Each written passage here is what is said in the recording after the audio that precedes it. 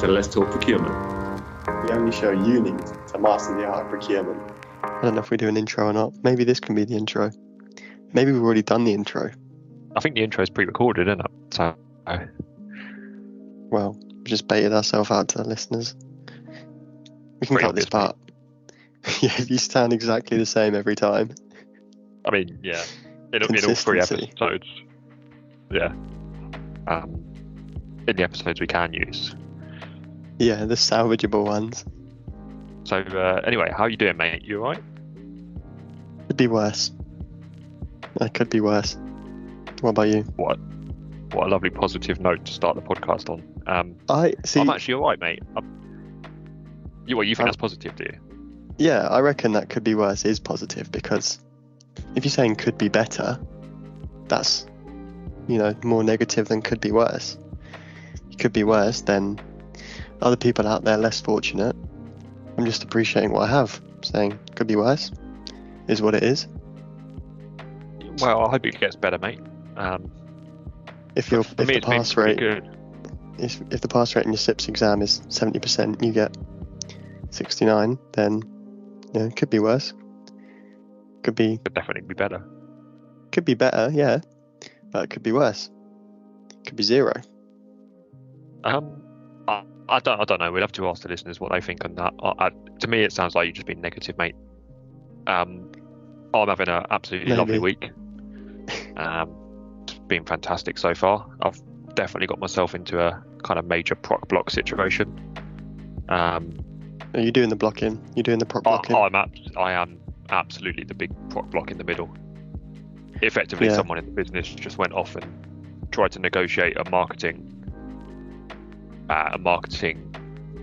day event type thing on their own, and trying to sign a contract on their own, which is kind of terrifying. So in comes proc block Luke. Had to put my size 12s in the middle, and in classic procurement fashion, I like it's that. not been done yet. Yeah, I feel like it's a good prop block. I'm doing it for the good of the company, not necessarily this individual. Yeah. It's about thinking about the bigger picture. So yeah, anyway, that was a little side note. We're What's this probably episode going to crop that about, because it was Luke? quite boring. I'll be honest. Didn't really like it. I might have to ask our editor to everything he crops out, just keep it and make a montage of Yes. absolute shit that we crop out. Yes, that would be amazing. Like we should just add like random things in there. Like I'm into like would you rather questions and how much would you have to be paid and stuff. That's why I'm really happy about this message that we just got from Big John. He's told this. He sent it to us. His email is.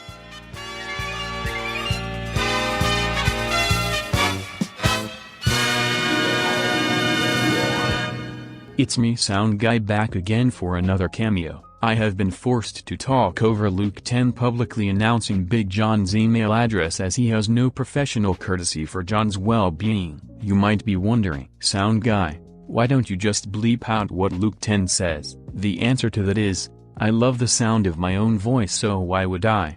Back to the episode. He has said, would you rather never have to sleep or be able to fly, but only 3 feet off the ground? Wait, was that never be able to sleep in a Yeah, you don't have as in to you sleep. just don't need sleep? Yeah, you don't need. Oh, so you're fully functional like all the time. Exactly. So I don't know about you, but if I only get like 6.5 hours, maybe even 7 hours sleep, like I'm a demon. I'm an absolute demon. Even 8 hours is not enough for me.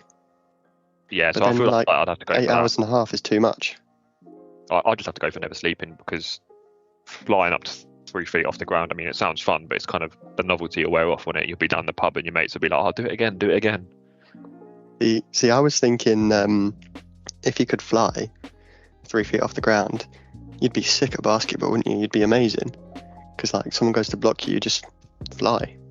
Like there are pretty tall basketball players, so you'd have to be like you couldn't be 4 foot and then do it, because then the basketball players would just be like, well, now you're same height as us, yeah. No, I mean, if you're like 6 foot, then you'd be 9th. There's no way the basketball players are getting to you up there, could they?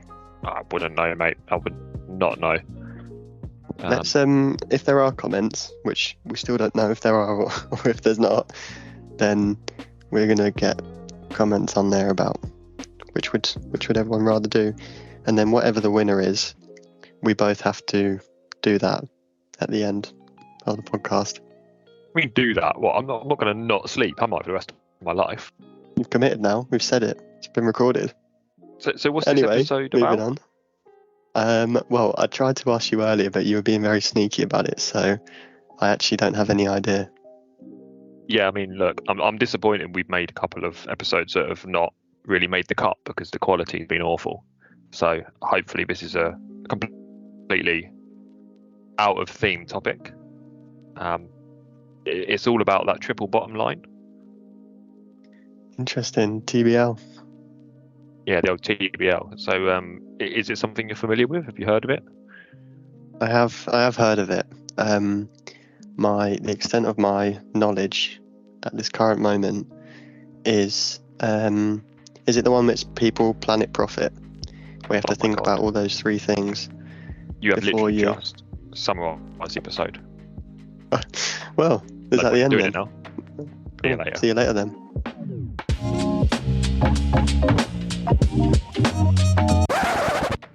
No, that's it. That's good. I don't know where you pulled that out from. I'm guessing your virtual bank. Big bank. Yeah, well done. You found it quite quickly. So yeah, that's certainly it. So I think we just cover a little bit of each of those three, three P's, and maybe put a little procurement for Jazzle on it, and A little bit of sparkle on there, yeah. Yeah. How does that sound? It sounds good, mate. It sounds brilliant. Fantastic. Okay, so I guess I'll go from the reason it's called the triple bottom line. Obviously, 3 bottom lines kind of gives it away. There used to be, and there quite often still is, 1 bottom line for many businesses. Can you imagine what that bottom line is? Any ideas? Well, business got to make money, ain't they? Profit. Yes, big man. That is absolutely right. So, the bottom line basically stemmed from where you look at a company's income statement, and the bottom line of that income statement is effectively the net income. So, all the stuff they've made, the revenue minus their costs, and you want to increase your bottom line effectively so it shows that you're making more profit, and you then become quite bottom line obsessed. But as a company, your organizational objectives would be solely focused on profit, like you say. Not necessarily just profit, as in, I sold something for £10 and it cost me £5, so that's £5 profit. But also, what are you generating in terms of a return for your shareholders? Yeah, it seems very kind of like minded towards our owners, shareholders. Like, what can we kind of do to raise the price and sell at a higher price, and what can we also do to lower the cost of what we're doing? Hire less people or increase the margin, basically. Yeah, and I think if the bottom line is your strategy, there's probably a few ways you could see a procurement function adding value. Thoughts on that? Going back to the pens example that I hope we're publishing, is one we spoke about in a previous episode. Also, kind of basically just reducing the cost of, products, services, whatever you're buying into the organization. That's going to have a big impact, especially in kind of direct spend that's directly going into the end product. Yeah. We can cut this silence out.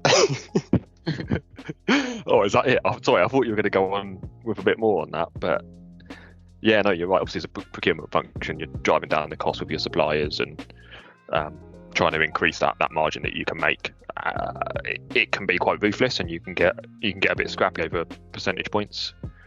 We do still see it in certain industries. I don't know if you know anything about the sort of reseller market, but you do get companies that act as resellers, i.e. they sell on behalf of a manufacturer, and Yes, pretty much every time you're involved in them, you kind of treat them like kind of pretty poorly actually. You just kind of negotiate the price down as much as you can, absolutely hammer them, and then it's well known that their margins are thin, and you just got to try and slice that thin margin down a little bit more. Yeah, and some of those kind of companies have agreements, don't they, that they're the only one that's able to kind of resell from the original. What's that acronym? The OEM. I can't remember what it stands for. Original equipment. Is it original equipment manufacturer? Yeah, I think so. Oh, straight from the bank, that one. Yeah, your bank's not bad. Thank you. Yeah, so that's obviously a key part of how procurement support in the profit piece of it, or the bottom line. But the strategy of many organisations is kind of shifting away from let's just drive profit, let's just make profit, let's just bring in as much business, charge the customers as much, but reduce our prices to our input, reduce those as much as we can. So we're moving away from that, and that's where the other two P's come in, and we start to see that triple bottom line strategy. Yeah, I think you can probably see that in terms of kind of like everyday buying, I don't know, food products that have palm oil in. Some people, they look down the ingredients list and see. I know my mum is big on this. So mum, if you're listening, this is a shout out to you and to you saving the environment by not buying palm oil products with palm oil in. What's her name? Denise. Thank you, Denise. It's really nice of you to save the planet. There you go. Shout out Denise. But yeah, she kind of, and probably a lot of other kind of customers thinking not just about what's the cheapest product, but also, am I buying something which is affecting the planet negatively? Yeah, I mean, is that why she does it, or is there something in palm oil that might be bad for her skin or something? Well, are you questioning my mother's motives? How dare you? Oh God, no, sorry, that's nice. I'm just a thought, Yeah, no, you are right that we are seeing that shift. I think so. If we just take planet, because that's where your good mother is kind of focusing on saving the world. So thank you, Denise, once again. The whole planet strategy is all about delivering a positive impact for the planet, right? It's kind of straightforward as that sounds. If you look at maybe 50, 60, 70 years ago, industrial revolutions, all of that good stuff, you see the likes of Birmingham, Scunthorpe, all those places just absolutely heavily into their manufacturing and pumping out absolute shit into the atmosphere. And it's not just those guys. I'm not just blaming two particular cities or towns, but that was where we were at. Hate mail from the Brummies.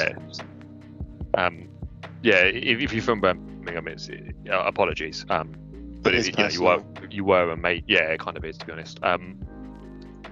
You're just pumping out stuff, ditching stuff into sort of local rivers, things like that. And no one really cared. No one batted an eyelid because they were getting cheap materials, nice and easy. However, nowadays we've seen a real shift to what are you doing as an organisation to care for your planet? What benefits are you actually doing? So there's kind of a core word that springs to mind, and that is sustainability. So things like a sustainable procurement approach, i.e. thinking of the full life cycle of your procurement process. So from all the way from kind of just thinking about a concept, going to market, running your tender, all of that good stuff, to the final end of life of your product. So how are you going to dispose of it, or are you going to recycle it? What are all these good things that you can do to kind of minimize your impact on the environment? It's that kind of life cycle impact, and not just the kind of materials used that go into it, or kind of fuel used to transport it to the warehouse, but also how are you going to dispose of it? Yeah, absolutely. And you've got to think about these things before you make the investment, because otherwise, you could end up with some reputational damage or causing a bit more of a negative effect on your pollution or your emissions targets and things like that if you're not planning ahead. Yeah, and in terms of a kind of SIPs example, one that I've heard is, for example, manufacturing of clothes.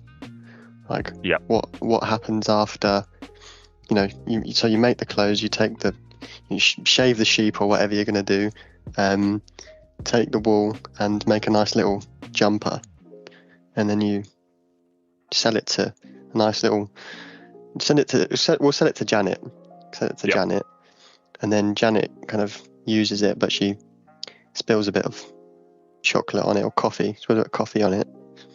What does she then do if she doesn't want it? Does she just throw it in the bin, or is it type of material that could be recycled or sent back to the factory for them to kind of reuse some of the fabric in other parts of the process potentially? That's a good example. I like that. Shout out, you can Janet. kind of see how, yeah, well done, Janet. She's becoming our sort of favourite listener at the moment, isn't she? Yeah, as well as Big John. So a lot of companies argue that if we're thinking about the planet more than profit, isn't that going to do bad for our books effectively? Is there a sort of negative correlation between caring for the planet and caring for your profit, your balance sheet? What do you think? I sort of see this, and I think this is potentially the way that some people try to sell it as well, as something that can improve your profit. I mean, there might be some good people out there, but being very cynical, I'm sort of thinking that a lot of companies are only doing environmentally friendly stuff so that their profit isn't impacted. Say for example, there's you're buying, I don't know what you're going to buy. A toothbrush. A toothbrush. There we go. You're going to buy a toothbrush. So you've got company A, who, for every tree they cut down to make a wooden toothbrush, they plant 2 more.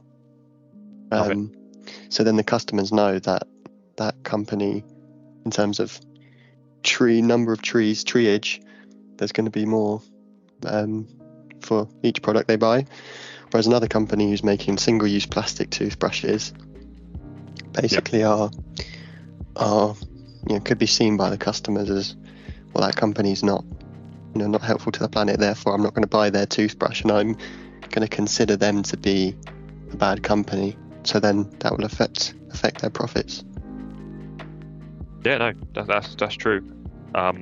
What is often said in kind of SIPs putting it forward is, if you're looking at a sustainable operation or a kind of planet thinking first operation, you probably need to spend some money in the short term to invest, even basic things, like recycling facilities, and kind of, you're probably spending a bit more time on your tenders because you've got to consider sustainable, social value, all of that good stuff. So the costs might increase in the short run, but in the long run your profit is going to increase. And it's an interesting one, right? Because if everyone's got a good image, then if everyone's caring for the planet, then actually it doesn't stand out anymore. But we're very much in that stage where those brands that do care for the planet and do have that sort of future-proof model are getting better reputations. They're seen as a bit more favourable. I'm not sure if you saw a famous trainer brand that has previously worked with some rappers introduce their fully recycled shoes. No, I didn't, but that's interesting. Yeah, so the trainers you can get are fully recycled. So you're actually just buying second-hand materials for a very expensive price, but it's good for the planet. So win-win, really. I guess this is when it kind of comes down to the ESG. Is this ESG? Environmental, social governance, I think that's what it stands for. It plays part of it, yeah. It's so the whole sustainability falls into ESG, and if the triple bottom line is part of your organisation's goal, then absolutely ESG is probably something you want within your company. So we've talked about profit and planet, but not about people yet, so I'm just going to provide you with that amazing link so you can start talking about the people element. Go on then. that was an assist to you. I threw the alley-oop up. Oh, okay. Yeah. No. Well, interestingly, one of the benefits for caring about the planet, and it's probably quite hard to measure, is that you actually get less turnover of your staff. If people are getting involved in sort of sustainable initiatives and they feel that your company is one that has a positive image, your staff are more likely to be happy in the workplace and more motivated. Yeah, I mean, going back to the earlier example about toothbrushes, if you're talking about Mr. I can't think of a name. Mr. Fables. Mr. Fables and Mr. Doggate. What? No, Dolgate, like the toothbrush brand. Oh, okay. That sounds similar. Mr. Ferrell and Mr. Foal Slate. Yeah, I love it. Those are the two toothbrush brands. Ferrell and Slate. Is that even what I said the first time? I can't remember, to be honest. Ferrell and Soul Slate, that's what we're going with. So, going back to the earlier example, Mr. Ferrell and Mr. Foalflate's toothbrush brands. If Mr. Ferrell's company is seen as kind of, anyone who works for Mr. Ferrell hates the environment because they always use single-use plastics, it does make sense that people aren't going to stick around. If every time you're out with your mates and like, oh, there's that guy who works for Mr. Ferrell's toothbrush company, then it's going to have an effect. That's a good point I didn't think about, because I was thinking about people more in terms of kind of like community initiatives, like, I don't know, sponsoring local wheelchair football team or something. You have absolutely just spun us over to people. The people commitment. That is very much about the commitment to people.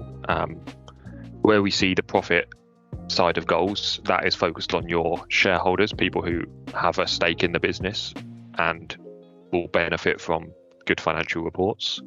The people aspect of the triple bottom line is focused on other people. It includes the shareholders, to be fair, but it also looks at your employees, the local community, the wider society, and future generations.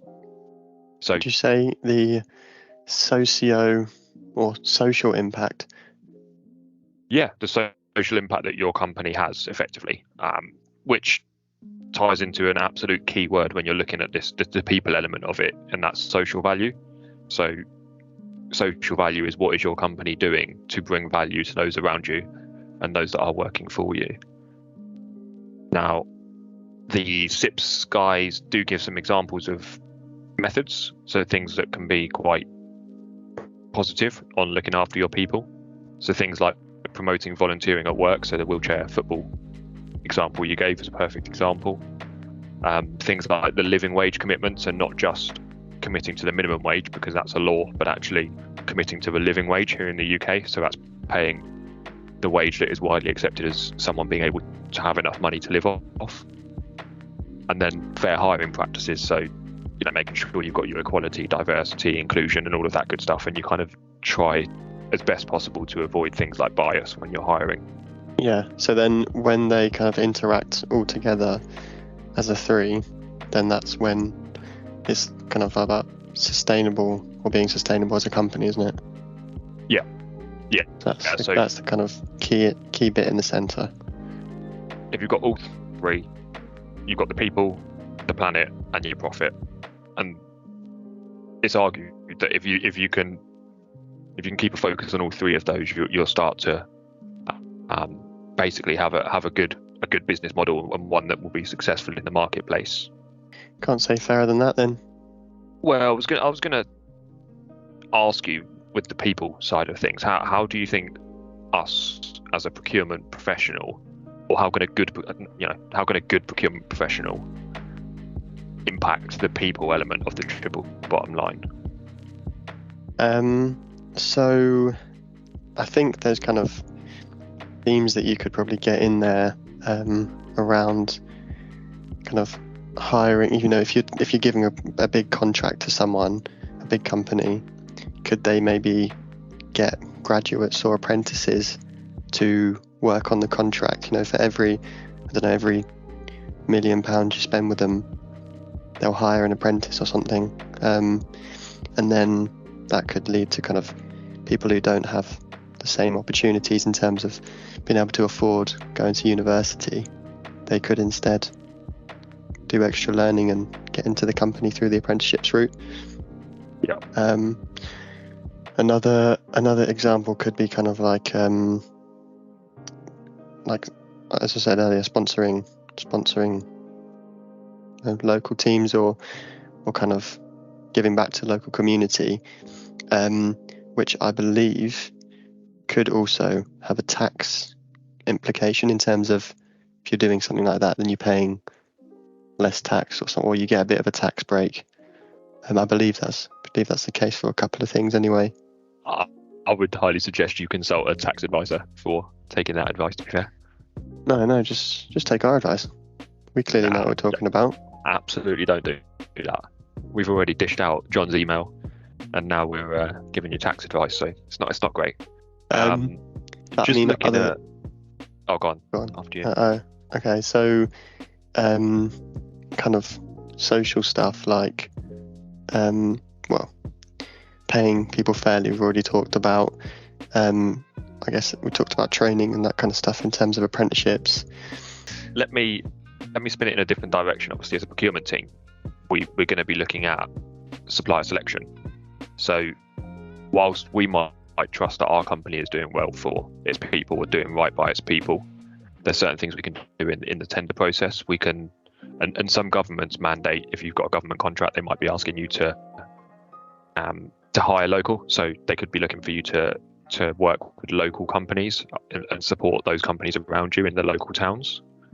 You can ask suppliers to effectively provide a copy of their anti-bribery corruption policies and things like that. You can also ask them if they're signed up to living wage commitments, fair hiring practices, and all of that good stuff too. So having that in the back of your mind when you're running a tender can really make a difference.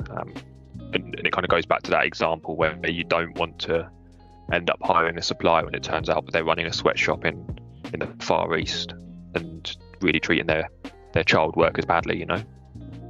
Yeah, we want them to treat their child workers good, right? Exactly. They're workers too, so we need to respect that.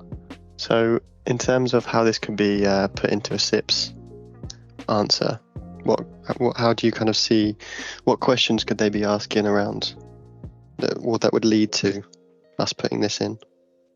So you get a lot of questions that are kind of guided towards wider strategic decisions made by businesses. What methods can help generate value? So how do you generate value in your supply chain? So a lot of people say, well, procurement generate value by reducing costs and therefore increasing profit.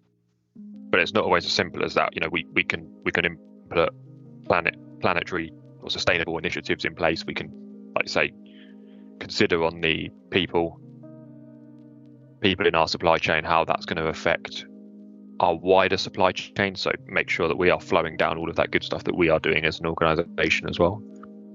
And obviously, kind of if you're working with bad companies, that's going to have an effect on your reputation. So doing those due diligence checks as well is going to help. No, absolutely. So yeah, that's the triple bottom line. Obviously, as always, if anyone's got any questions, chuck them in the comments section if we do have it. If we don't have it, then we're in the process of getting an email address together. Yeah, it's the first start of a serious relationship we got now. Some commitments are happening. Yeah, are you ready to get a joint email? I think we are, mate. Anyway, see you later. See you later.